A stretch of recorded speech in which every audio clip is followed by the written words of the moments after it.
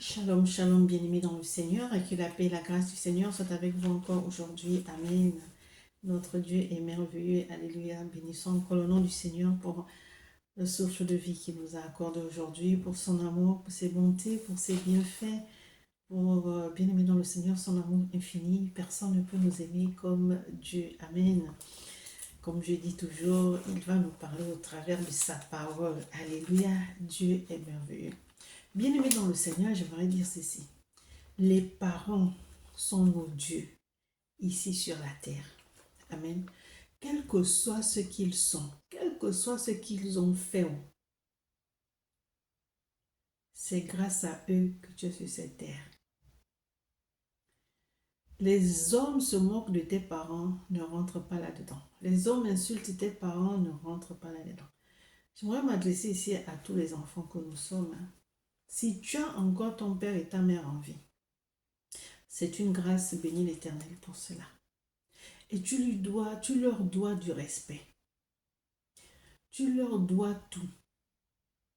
Aujourd'hui, comme on dit chez nous en Afrique, au Gabon, tu es un grand type. Ça veut dire que tu as réussi. Tu ne peux plus t'asseoir avec ton père sur un banc. Dehors, il te faut une maison climatisée, sur un fauteuil. Mais tu oublies que tu es passé par là. Tu t'asseyais là sur ce banc-là. Aujourd'hui, au lieu d'être fier de tes parents qui se sont privés pour toi, tu fais le gros dos. Aller les voir, c'est un problème. Les appeler, c'est un problème. Tu ne prends pas soin d'eux. Bien-aimés dans le Seigneur, revoyons notre manière de vivre avec nos parents. Comment est-ce que nous nous comportons avec eux? Est-ce que la manière dont nous nous comportons plaît à Dieu? Est-ce que toi-même, quand tu te comportes comme ça, tu es bien? Peut-être qu'il y a des choses qui sont bloquées dans ta vie. Tu te dis, oh, c'est la malchance. Tu te dis, oh, les gens sont jaloux. Et il n'est pas question de malchance. Il n'est pas question des gens qui sont jaloux de toi. Il est question que tu dois aller chercher la bénédiction au pied de tes parents. Ils sont pauvres. C'est dans cette pauvreté-là que tu as grandi. C'est dans cette pauvreté-là qu'on t'a envoyé à l'école. C'est dans cette pauvreté-là que tu as fait tes grandes études et tout. Ils se sont appauvris pour toi. Comme Jésus s'est appauvri pour nous rendre riches. Maintenant que tu as réussi, tu les ignores. Ah, arrêtons d'être ingrats. Sans nos parents, nous ne sommes rien. Comme Jésus dit dans sa parole, dans Jean 15, 5, car sans moi, vous ne pouvez rien faire. Sans tes parents aussi, tu ne peux rien faire. Si aujourd'hui, tu vois que malgré tous les efforts que tu fais là, rien ne marche, mon frère, ma soeur, va au pied de tes parents. Va au pied de tes parents. Tu mets ton costume là de côté. Tu mets ton titre de DG là de côté. Tu mets ton titre de président ou de ministre là de côté. Va chercher le bonheur. Va chercher les bénédictions au pied de tes parents. Amen. Nous allons aller à la lumière de la parole de Dieu dans le livre de Genèse, chapitre 9, à partir du verset 18 au verset 28. Amen. Je lis la parole de Dieu avec respect. Les fils de Noé qui sortirent de l'arche étaient Sem, Cham et Japheth. Cham fut le père de Canaan.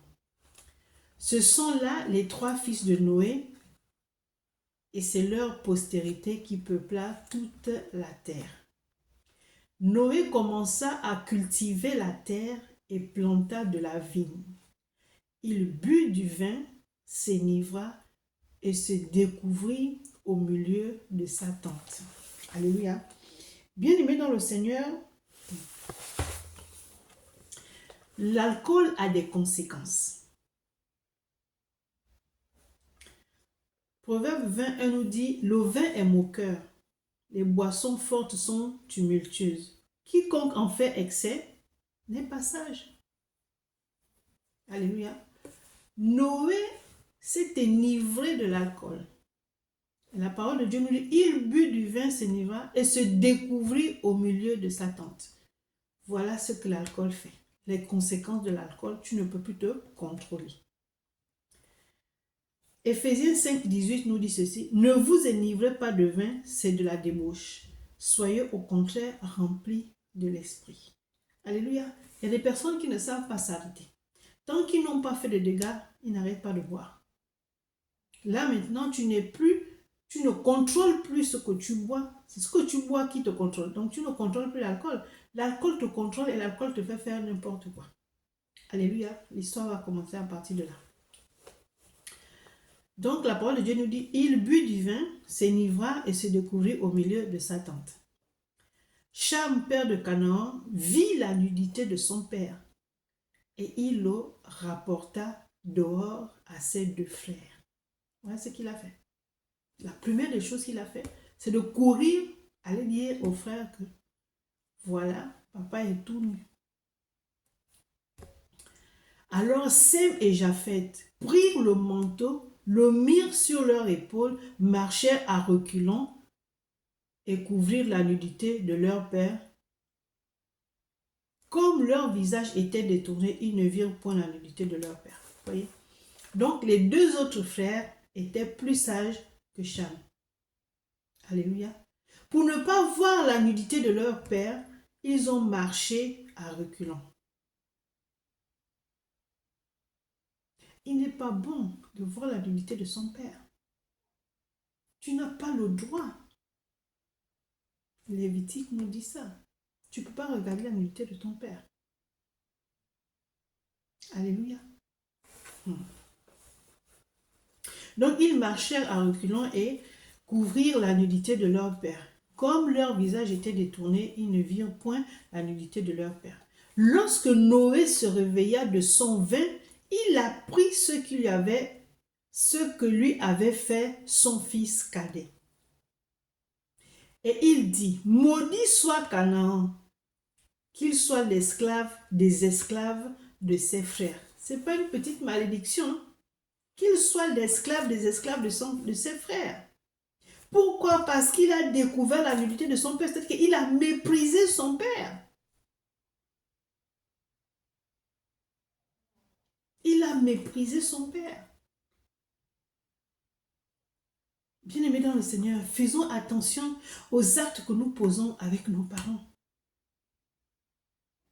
Faisons attention. Tu peux vivre une vie misérable comme ça parce que tu as méprisé ton père ou ta mère. Et ton orgueil t'a empêché d'aller te prosterner devant eux pour demander pardon, pour qu'ils libèrent une parole de bénédiction sur ta vie. Les gens diront, mais c'est son père, il l'a vu. Non, tu n'as pas le droit.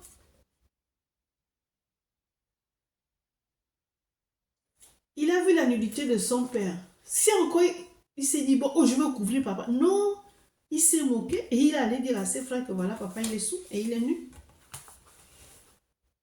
Et il y a beaucoup de personnes comme ça dans les familles qui se comportent comme ça avec les parents. Et quand les autres réussissent, je te demande, mais pourquoi nous sommes même père, même mère, c'est lui qui réussit, c'est lui qui a toutes les bénédictions. Mais parce qu'il a su comment se comporter avec ses parents. Donc, lorsque Noé se réveilla de son vin, il apprit ce que lui avait fait son fils cadet. Et il dit, maudit soit Canaan, qu'il soit l'esclave des esclaves de ses frères. Il dit encore, béni soit l'Éternel Dieu de Sem, et que Canaan soit leur esclave. Mon Dieu, que Dieu étende les possessions de Japheth, qu'il habite dans les tentes de Sem, et que Canaan soit leur esclave. Alléluia. Et que Canaan soit leur esclave. Bien-aimés dans le Seigneur, tout ce qui est écrit dans la Bible, on vit ça là. On vit ça. Il y a des enfants qui sont malheureux, qui vivent une vie misérable au jour d'aujourd'hui. Pourquoi? Mais parce qu'ils ont méprisé les parents. Parce qu'ils n'ont plus jamais considéré leurs parents depuis qu'ils sont bien placés, qu'ils ont réussi et tout. Mais vous oubliez une chose, que si aujourd'hui tu es sur cette terre-là, c'est que Dieu a utilisé deux personnes pour toi, avec ton père et ta mère. Je ne veux pas rentrer dans des cas, ça c'est des cas particuliers, non. Je parle en général. Ne venez pas me dire, mais il y a des parents qui sont ceci, qui sont cela. Ok, on le sait. Nous tous, on a vécu tout ça. Mais quand tu vois la parole de Dieu, quand tu la lis, quand tu la médites, tu te dis, je fais ma part. Dieu verra que j'ai fait ma part. Tu vas chez tes parents, ils te chassent, ils te chassent, ils te chassent. Dieu a vu que tu as fait ta part. Et tu vas voir un changement dans ta vie. Parce que tu as fait ta part. Mais on te dit que ton père est malade, tu n'as jamais le temps. Et vous voyez, ce qui est bizarre avec l'être humain, c'est que quand la personne est malade, quand la personne est dans le besoin, on n'a jamais d'argent. Et lorsque la personne la part, chacun discute, moi je veux lui offrir le plus beau cercueil. Est-ce qu'il voit tout ça? Il est mort. Tu le fais pour le regard des gens. Tu ne le fais pas pour honorer ton père ou ta mère qui est morte. Je vais prendre la plus grande salle pour la veiller. Je vais faire le plus beau tombeau. Tout ça, ça sert à quoi? Peut-être que si tu l'avais aidé de son vivant, il ne serait pas mort.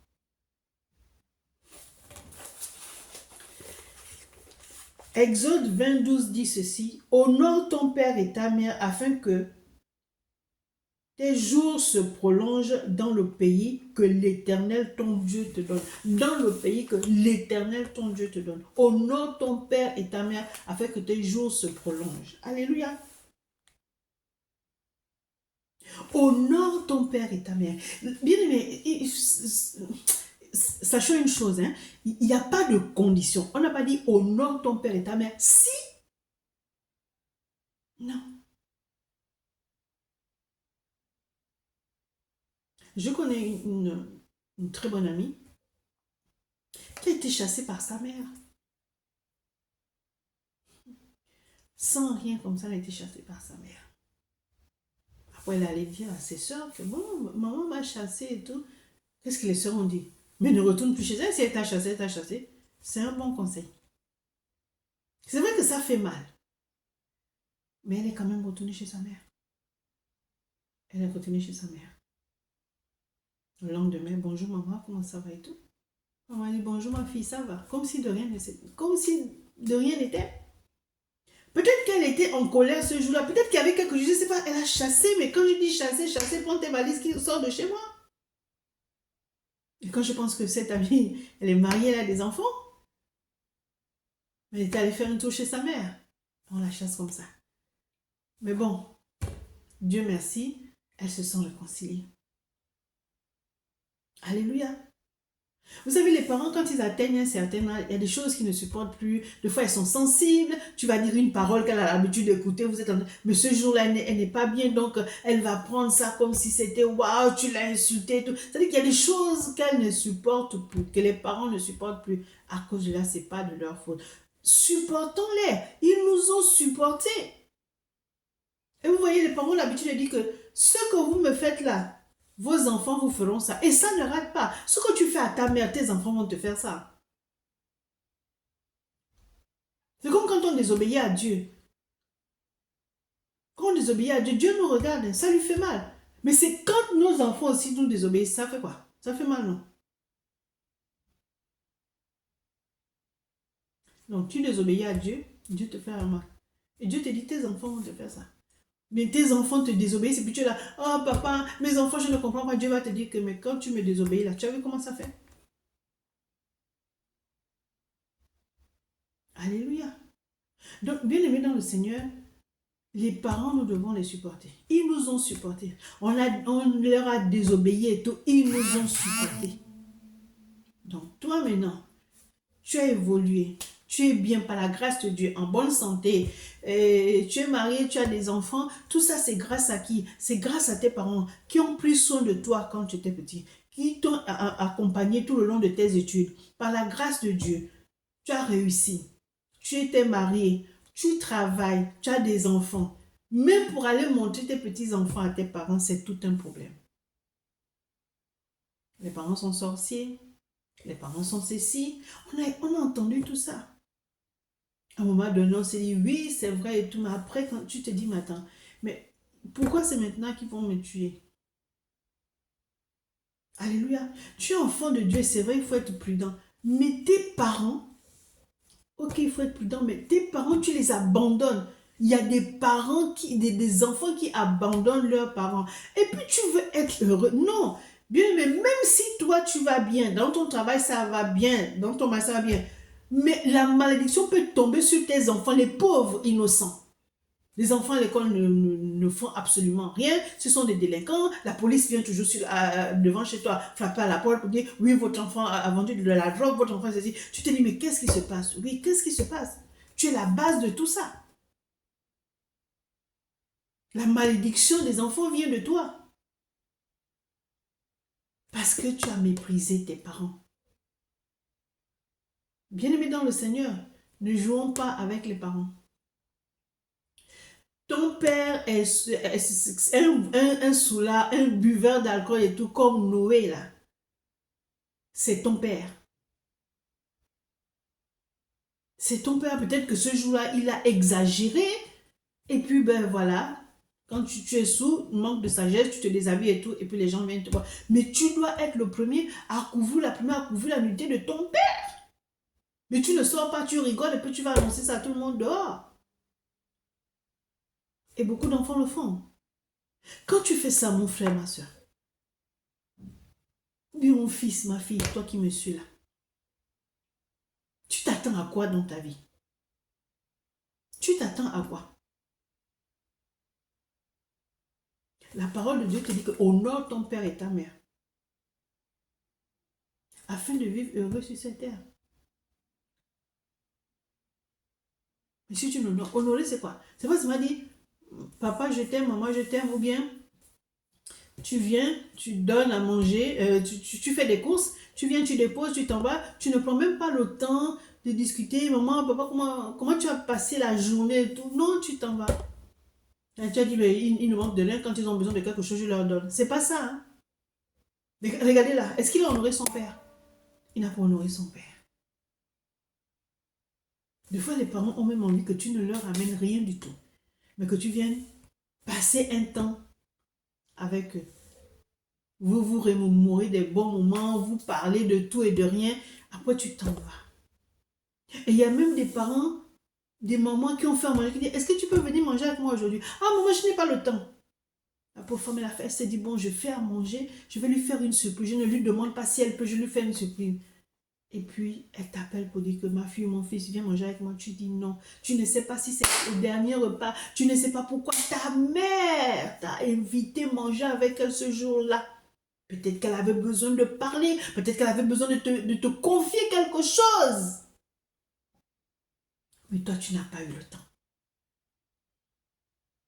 Ou bien même dire que bon maman, ok, mais là, je ne peux pas venir maintenant. Est-ce que je peux venir plus tard? Au moins une réponse comme ça. Mais non, ton nom est catégorique. Non, non, non, je ne peux pas, je n'ai pas le temps. Maman, n'oublie pas que je travaille.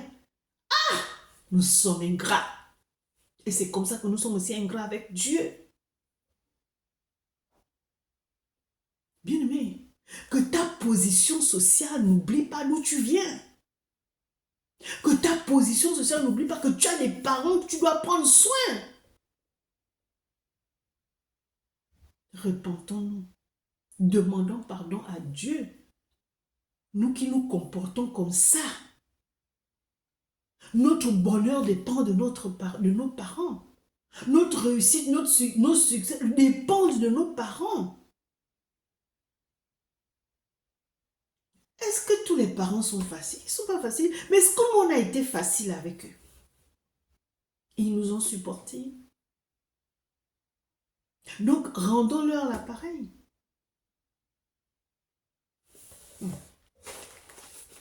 Deutéronome 27, 16 dit, maudit soit celui qui méprise son père et sa mère. Maudit soit celui qui méprise son père et sa mère. Tu méprises ton père et ta mère parce qu'ils sont pauvres. Mais c'est dans cette pauvreté-là que tu as grandi. Tu méprises ton père et ta mère parce qu'ils sont tout le temps à l'hôpital. Oh, toujours à l'hôpital, ils n'ont qu'à se débrouiller là-bas, c'est bon. Ah, bien-aimé, pour toutes les fois où nous avons dit ça à nos parents, bien-aimés, demandons pardon. Repentons-nous. Allons-y voir nos parents et leur demander pardon. Demander pardon à Dieu, c'est trop facile, on ne le voit pas. Dieu te dit, va vers tes parents. Demande-leur pardon. Supportons-les tels qu'ils sont.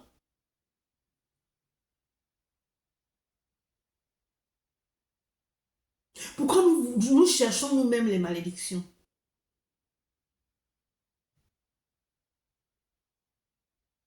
Tu passes devant ta mère là. Tu ne t'arrêtes pas. On ne t'a pas dit d'aller là-bas tous les jours, de t'arrêter tous les jours. Non. 1 mois, 2 mois, 3 mois, tu n'as pas vu ta mère, ton père. Et puis tu es tranquille. Vous êtes dans la même ville. Tu es en paix.